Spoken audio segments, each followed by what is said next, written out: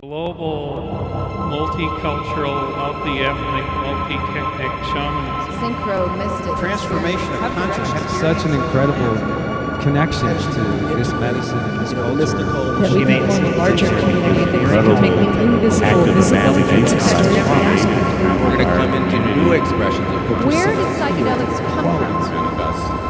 The sacred mirrors were based on a psychedelic experience. Thank you, Palenque Norte. Welcome to Palenque Norte.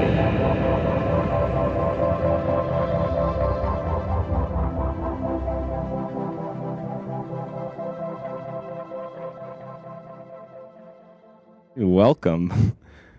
Well, this is exciting. We're getting ready to close out the day here with Ken Adams, who is the producer of the Terence McKenna Experience movie. Ken's going to talk about the movie, and then we're actually going to screen it.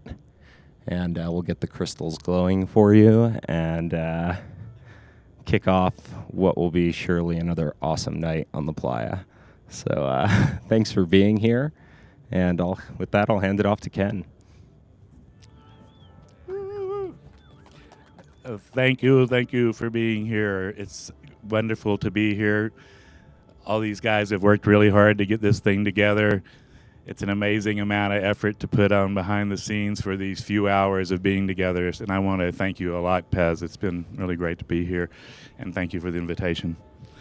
Are we going to light the crystals? Okay. Okay. I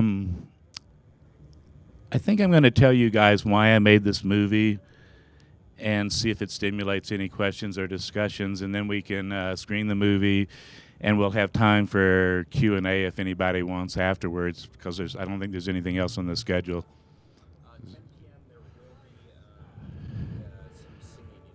Okay, cool. So I think we'll still have time for that after the screening. The movie's about an hour, and it's an experimental movie that's a giant montage of thousands of images and videos, illustrations, ephemera, artifacts. And it's catalyzed by a series of videos that I shot with Terence McKenna between 1989 and 1993. Is that our music? Okay. I was thinking that was pretty dramatic, Tom. I want to thank Tom also. Tom is the guy that puts together a lot of the technical stuff for this stuff, and he's also become my fashion advisor and allowed me to wear this groovy shirt of his so I wouldn't look like such a hick. So thanks again, Tom. He likes to be called Skittles, by the way, so give him some love later. So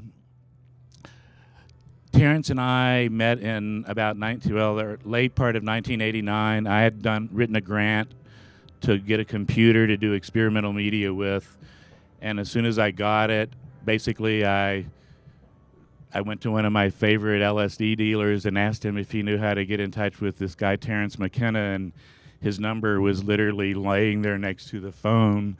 So I called him in real time, immediately got a hold of him in Esalen, told him I was an artist that was going to spend the rest of my life making psychedelic media with computers, essentially.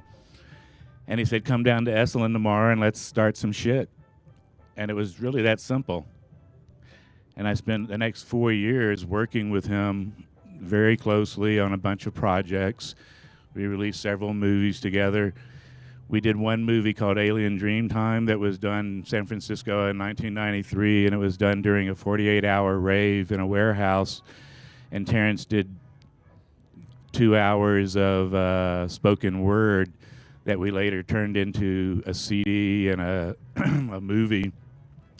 And it was all done under the very intense presence of the San Francisco police. That's really where this movie sort of starts off for me. Is I left that scene at that time for various reasons, including that I had a child and things were getting very intense in the scene, and there were things that were attracting the attention of both authorities and weird people that I didn't want to have in the middle of my family. So I left and I went to Austin, Texas, and went through family years raising a family there, and did my work under different names and different kind of circumstances. 4 years ago, I was camping out in the Rockies near Fort Collins with my family, and I had a brand new camera, a new high-def video camera, so I was trying to capture some very close footage of the fire, and I was wearing my glasses, but in spite of that, an ember found a way to fly through the air and land on my cornea, and it burned my cornea away instantly, and I had to go into Fort Collins and find out what was going on, and then get surgery. And they cut off my cornea and said that if I would wait about 5 days in dark silence, I could probably resume my vacation with my kids if I would wear a pirate patch, that kind of thing.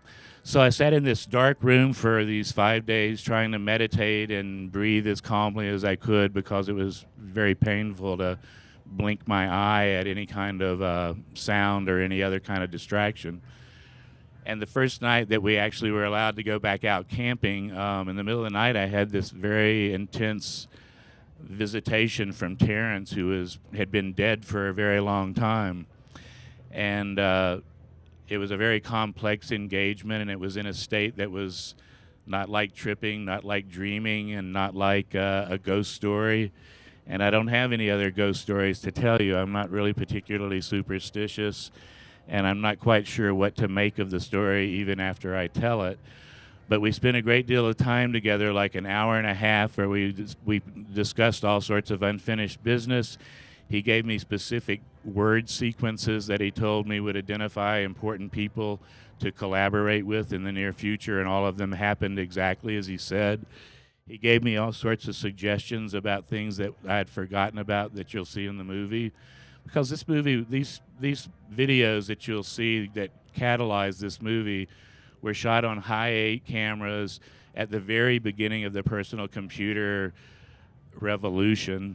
And immediately, Terence and myself and my partner Britt Willeen and Rose X understood that the computers would allow us to develop a more sophisticated visual language than we had been able to accommodate in the past, and that it would be very crude in the beginning, but that it would evolve very quickly and become a very sophisticated way to communicate about difficult subjects like psychedelic experiences.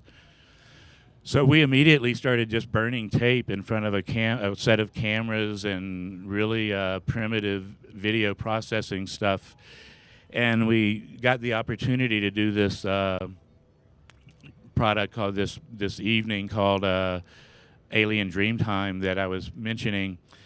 And we became convinced that there was really something there to do, and that if we could eroticize intelligence with computers and make thinking a lot sexier, we might be able to push the progressive side of this agenda forward with a little more power and force at this critical time where it looks as though the whole planet's, a sinking submarine.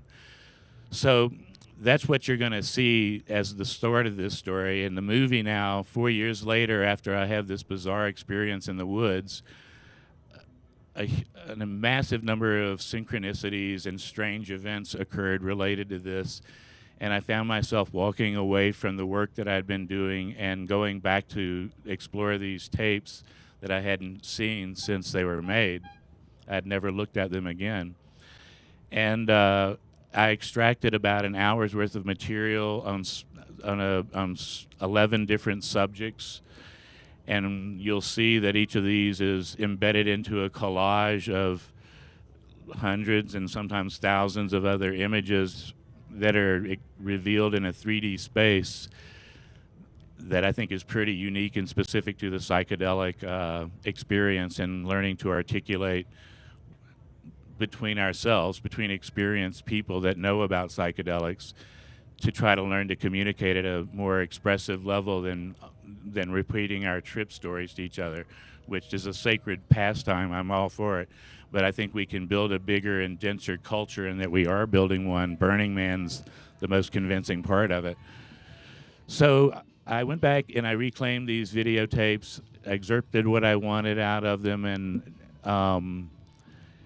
it was very emotional for me because when you see somebody you love that's dead on a video, I don't know how many have done this yet, but it's something that's going to become a very commonplace phenomena in our culture. Is you'll go back and look at video of someone you dearly loved and they're dead, and they might have been 20 years ago and they looked very healthy and exuberant, and it's a very mysterious and powerful experience to go through.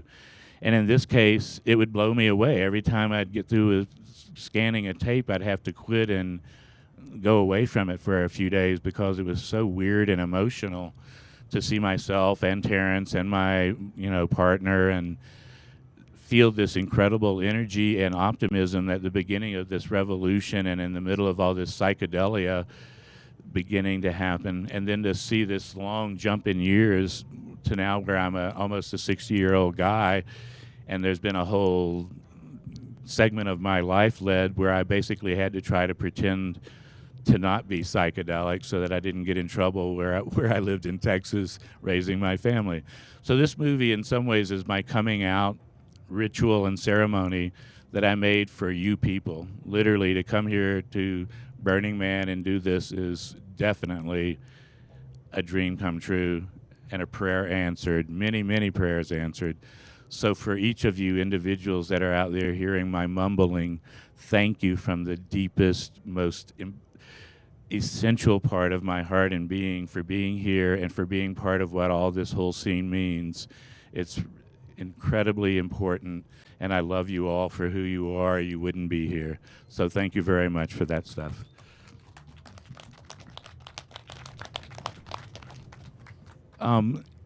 I'd like to ask if anybody has any questions, because sometimes there are some folks that show up that have a whole lot of questions, and I'd like to give them some time. If there's anybody here that has any questions about the movie or the leading up to it, this would be a good time. And if not, do you think do we need to go, where is, oh, there you are. Paz, do we have a lunch time? That was Tom, sorry. Oh, okay, so we need to talk more. Okay. Let's see here. What do we want to talk about? Got it. Well, I think Terence would be pretty amazed and flabbergasted and excited, and I think he would see it in a very optimistic filter. Terence was really an anarchist, and he was a poet and a performing artist, in my opinion, more than any of the other things that he gets called, more than being a philosopher or a amateur ethnobotanist. He really liked to get in front of people and perform, even if it was just two people smoking pot with him. He performed almost constantly, and he was very entertaining, and he was very creative, and he was very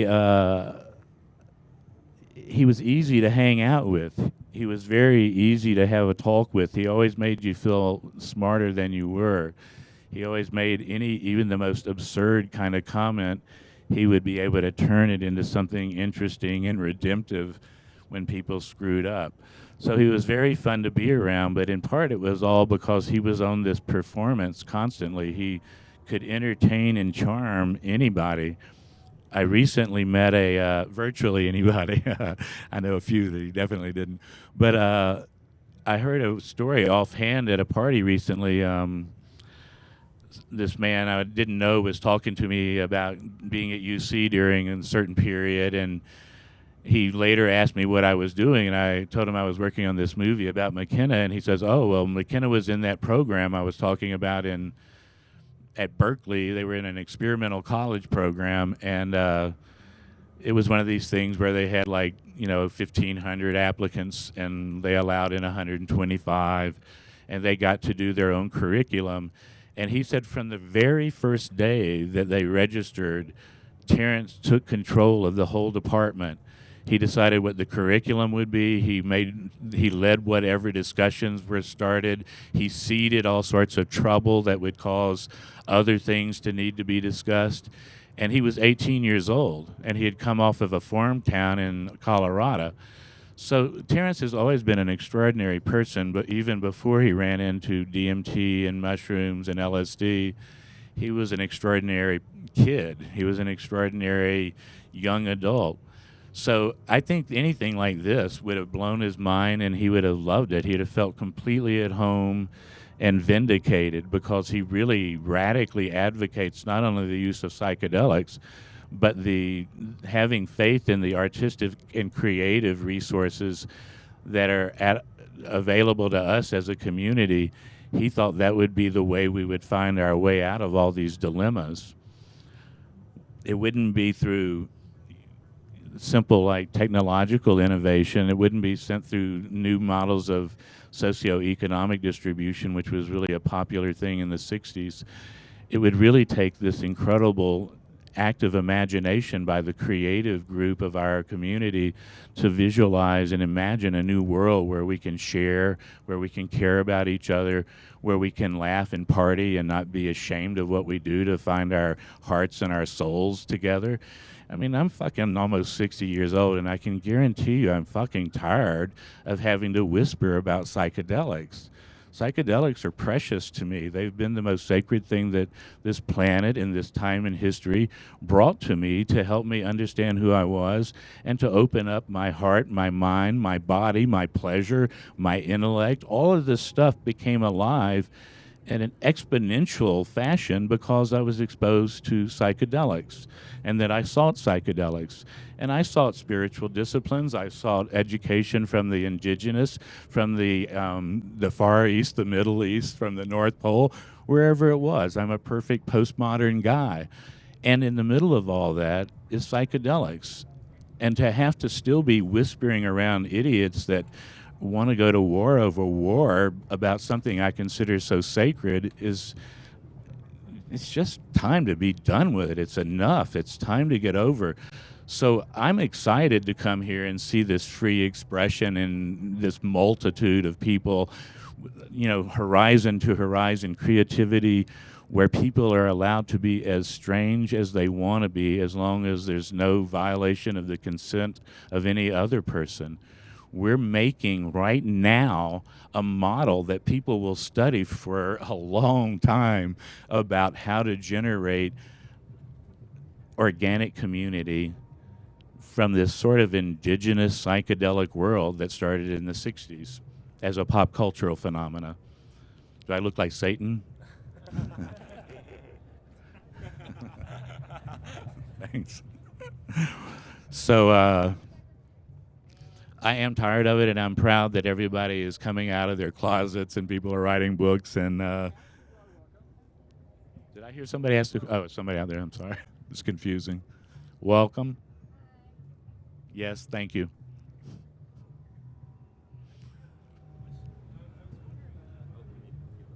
Yeah.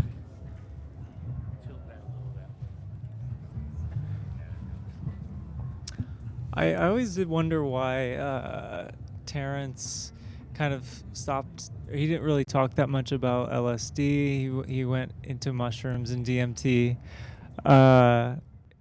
Why was it? Do you think that Terence didn't talk much about LSD? It was mostly the tryptamines. And was that because of he favored it, or was it some political reason?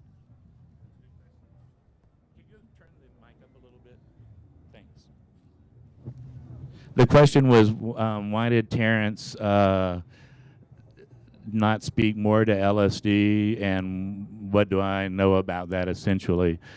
The interesting thing about McKenna is that I learned more about him, you know, every time I do a screening, someone comes up to me to tell me some secret knowledge about Terence. So I learn things about Terence all the time. And I also can tell by the way the story is getting told by his brother and by Bruce Damer, my buddy, by people in his family. Everyone has a different story about who Terence was.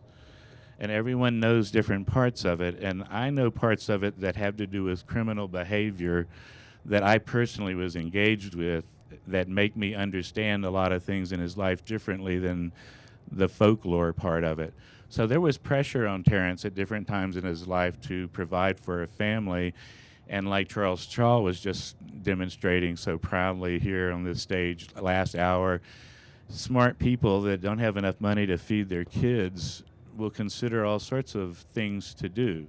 So I think that's enough for me to say about some things, but I just want to tell you, Terence knew a lot about LSD, and Terence did a great deal of LSD, and Terence had played an important role in the popularization of LSD in a way that no one's writing about and probably never will, and completely anonymously, and it was a way that led to all sorts of trouble at some different points in his mid-career.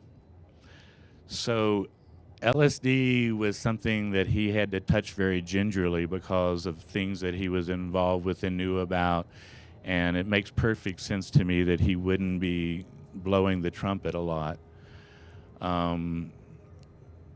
We used to do microdoses of LSD very regularly to do creative binges of several days in a row working with this stuff. So we would do little micro chip 10, 25 micrograms of very, very clean, pure LSD, and you can do it more often without having the effect die off so dramatically. Like if you do a lot of LSD several days in a row, the effect drops off dramatically very quickly. But this stuff would allow us to just feel energized, vitalized. We had fresh ideas. We spun them around this way and that way. And we just had this attitude that we were in the beginning of something important, and that if we just rode this wave with computers and psychedelia, we would be able to be part of this awakening of a new culture that could begin to address all this crazy shit out in the world that's going right now unaddressed by most folks. So DMT then comes into the picture after Terence. I don't know how many. Does everybody here know who Terence was? I mean, I just kind of. Is there anybody here that doesn't know Terence? Sorry? Okay, I'm sorry. I should really consider that. I just presume that when I go to these screenings, everybody knows this guy. But he was, he's actually a relatively obscure guy out of this very immediate circle of this tribe. He was a advocate of psychedelic experiences, and he was a writer and a public speaker, and sometimes he did some performance artists, especially in the end of his life. He did some straight-up performance stuff. And he was unabashedly advocating that psychedelic experience is as essential as sex to understanding what being a human is about, and that to forbid that from people was both a sacrilege and also a really bad way to try to run your culture. So he died in 2000, and he's become a phenomena on the internet where he's far more widely distributed and discussed now than he was while he was still alive. And he's become a very popular guy to be sampled in certain kinds of, electronic music and stuff. So he's a hero to a bunch of people that are interested in psychedelics that aren't necessarily interested in reading books. They're not necessarily intellectuals. They're not reading Aldous Huxley and going through this whole paradigm of psychedelia that I learned as a kid growing up in the 60s and going through my own psychedelic education. I've read, thousands of books on subjects that are related to that. And there's a whole generation of people that will never read that many books, even if they like to read, because we do other things now. And one of those things is we pass around things on YouTube that we think are cool. So Terence has passed around now just millions and millions and millions of downloads of various pieces of his story, and he was always very eager to be recorded. He never tried to discourage anything in terms of the recording and distribution of his voice and his image and his work. He really wanted it out there and was willing to sacrifice a lot of control. One of the consequences of that is that you can see that Terence jumps around on his facts as needed. As his brother said, he would never let facts get in the way of a convincing story. So dealing with Terence as though he's some kind of like, repository of psychedelic wisdom that we should go through and pick out these, moments of jeweled enlightenment. Well, they're there. They're absolutely there. But he's also like, should be known that he was trying to be funny virtually every moment he was alive. So he was full of irony. He loved pulling things out, tricks on people. He understood the value of historical tricks. He was fascinated. There's a short segment in here about the Rosicrucian conspiracy. We were both fascinated with this conspiracy that John Dee and other alchemist-type folks created documents that claimed there was this powerful underground secret organization that would fight the church, heal people, and give them what they needed to have full and happy lives. And as far as anybody can tell, it was a fabrication that has had hundreds of years of ramifications all the way up to the most recent conspiracy theories about whatever you're worried about. You can always tie the Rosicrucians into it. So he understood the value of historical, I don't want to call them hoaxes because they're more clever than hoaxes. They're instruments, they're devices. And 2012 was one of these devices that he thought through very carefully the opportunities of an apocalyptic date that would come after 2000, but near enough to 2000 to still be able to harness some of the millennial fear, energy, excitement, visionary, transformative messages that everybody was creating. So he thought those things through as things that would be able to be dropped into a culture as a seed or like a string in a supersaturated solution, and immediately get attention, and structure and order would emerge out of these different chaotic parts of this suggestion he was making. So when I see now what's happened and how people have reified the 2012 thing so dramatically, it's like almost hard to understand how it's gotten so dramatically out there in some people's lives to where they're really counting every second down, and every hour between now and then has a color and a tone. And I mean, I know quite a few people that are involved in the Mayan thing at a level of detail and specificity that would seriously have blown Terence's mind. But he'd have been fascinated by it, and he'd have supported every stroke of it. He wouldn't have said, that's bullshit, you got it wrong. He'd have said, go for it. If that's what it feels like's happening to you, articulate it. Make books, make diagrams, create whatever kind of documentary movies you can, but make your own story and make it clear, make it honestly and authentic, your own story about these kind of subjects, and it'll enrich our culture dramatically. It'll focus a huge amount of attention on things that we're currently ignoring. So Terence was a trickster. I almost titled this movie Friend of Elves, Terence McKenna, Friend of Elves, because there are people in our community that have complained about Terence because he didn't like to go to the white light and be blissful and holy. I don't know how these people know that, because I'm sure he did plenty of that. But he also thought that it was important to go out to the edge of the playa, have crazy adventures, and come back to the campfire and share your stories. And that was the only way we were going to dislodge all this messed up culture we had been born in, was for people to go out on their own, take chances and risk, and learn that they have a spiritual world that they live in, that they exist in, that they have these opportunities to alter their own consciousness in their own lifetime for a more beautiful and mysterious life, and that to advocate that was, for him, it became his sacred path. You know, it was very early his sacred path. Even though he was a trickster, he knew that it was essential. So I think whenever you think about Terence, if you're going to have any kind of lens, think of this guy as a really smart trickster, very sly, incredibly charming, smarter than you can take into account.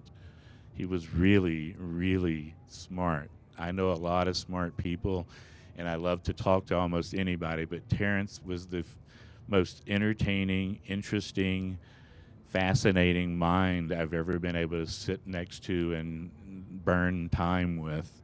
The guy was incredibly fun, self-deprecating, and generous in a way that very few people are with their mind and their attention if you happen to be in front of him. He really put a lot of honor on a lot of people, and I think that's one reason why a lot of folks, you know, kind of go to bat for him a lot and have made him more famous now than he was because virtually any hippie or raver that stumbled into his path, he would give his full attention to and listen to whatever was on their minds and try to make a respectful, intelligent comment on it, and then try to leave them laughing. So he was a very generous man, and I loved that very deeply about him. It was very fun to hang out with him, and I miss him constantly. I have a thing I do where I've made my own ancestor cult because I missed a couple of my friends that I buried, including Terence. So I practice hearing their voices in my head on subjects they would be interested in talking to me about, and I've cultivated it enough now to where if I want to, I can hear Terence right now laughing with me, or I saw him sitting back over there in my mind's eye a while ago, and I thought if I was actually tripping now, I could just completely befuddle myself with all sorts of manifestations of this guy, because I've deliberately now gone in and tried to hold his voice in my body memory so that I have him for the rest of my carnal years as a consultant, as a friend, and just as an ironic point of view on this whole world that we're all living through. It was so fun to hear his comments on the daily news, and I would like to have that, so I gave it to myself. I have another friend that tried to bring me to Burning Man several times in ill-fated trips, Nick West, who I want to honor here on the playa, that I loved intensely, that helped start the Apple Media Lab, and same thing. He passed away from another kind of cancer. This fucking cancer is killing everybody that it can, and we ought to fix it. But he also, lived for creativity, lived for beauty and consciousness, and this was what it was all about for him. Burning Man was the epitome of all this stuff, and I really feel lucky to, at this point, be here in this place and to honor both of these guys for what they did to make all this realistic and possible.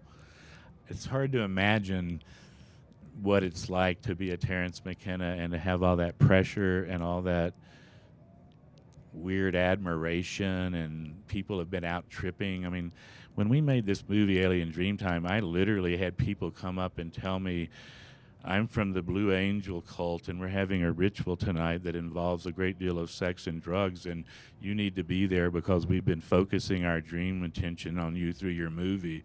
We watched it 65 times. Oh, is that your son over there? Excuse me, mister, what's your name again?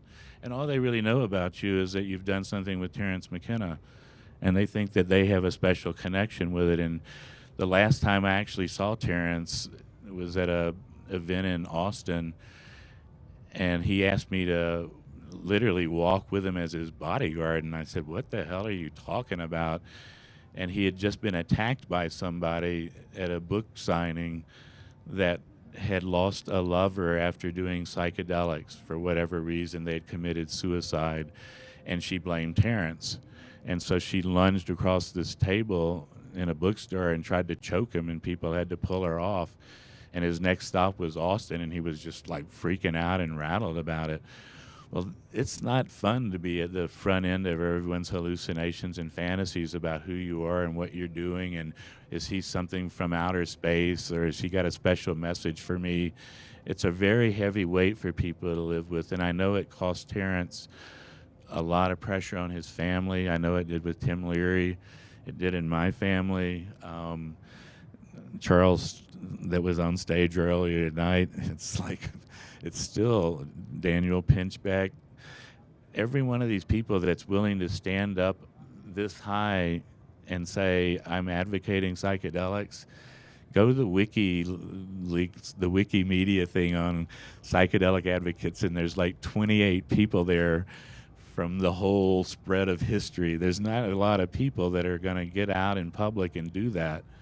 And the fact that they do and have, I think we ought to respect and, find a nice way to treat them as elders and give them a lot of forgiveness for the things they did that were fuck-ups, and give them a lot of understanding that to carry all that kind of ambiguity in one human personal life is virtually impossible.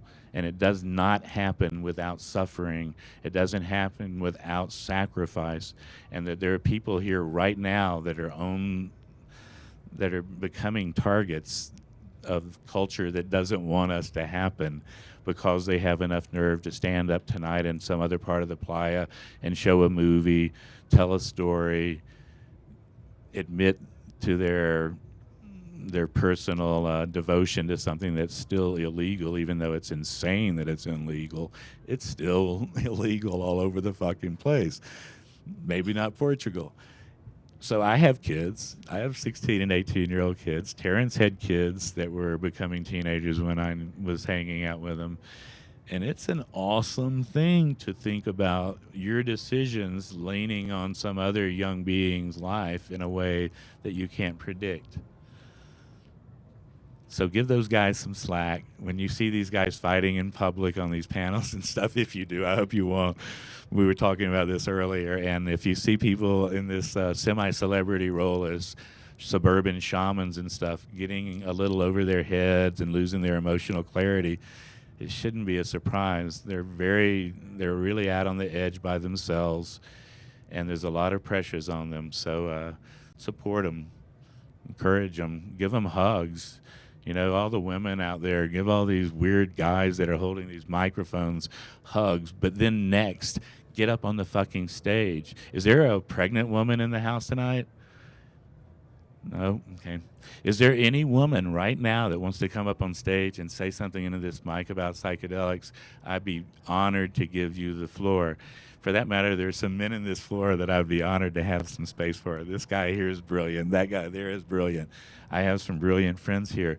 The women will take the floor very soon, and it can't happen too soon, but we need that guidance. We need this deep. Right now, what I'm thinking a lot about is a word called echodelia.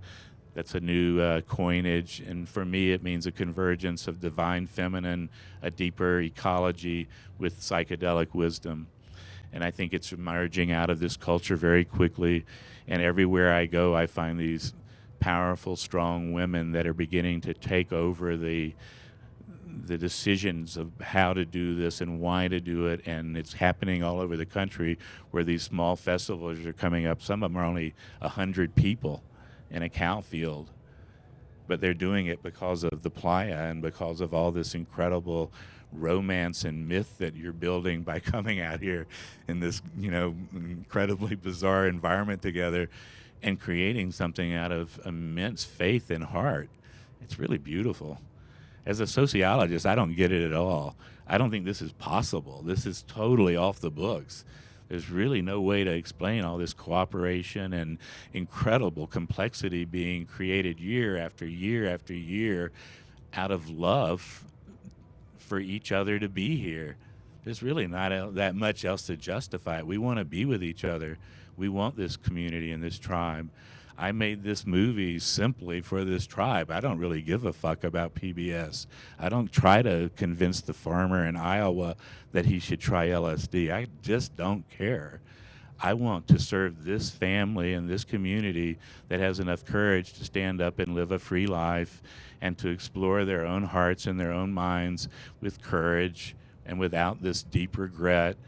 We're moving forward, and we want to be part of a much richer culture.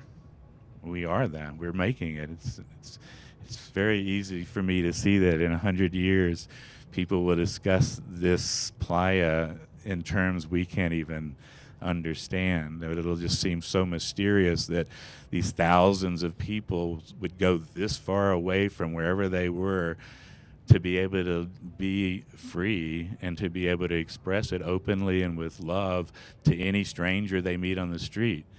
That's unheard of in today's America. Just try go hugging a stranger on a street in America. It'll freak them out and it'll cause a scene. Here, we've loosened this whole thing up, and everyone knows it. We're doing something new and beautiful with our lives that other folks haven't been able to try. And it's a lot to carry forward, but it has a lot of momentum too. The number of people that are willing to talk about psychedelics compared to when I met Terence is exponential. There's so many people that are so set in their spiritual hearts about this thing, especially the kind of Gen Xers, the late 30s and early 40 people are everywhere I go. And they have a confidence that this is essential to saving the planet. Not saving the planet's going to be fine, but saving some room for us to be in this community so that we can have rich and beautiful lives in more paradisical environments and less of these dystopians that we've been stuck with. So we're moving in that direction. We all know what we need to do in some ways is to learn to love and share and to quit having war. You know, like we know how easy that idea is. We need to let peace into the world and make war an obscenity that it is, to make it an unacceptable option. And those things begin to fall back through the energy policy and monetization and stuff. All this stuff is tied together, and when we make these movements of conscience, we shift the factors of history. It doesn't matter who's running Merrill Lynch. It matters who's going to write the best fucking song, who's going to write the best poetry, who's going to wear the craziest clothes. Now it's even beyond that. Who's going to throw this amazing festival that no one could have predicted in the middle of nowhere that people will spend a lot of money and a huge part of their year to participate in, so that they can be around each other and discover what this new world will feel like now in our own lifetimes. And we're here for that. We're doing it. Are we at 8:30 yet?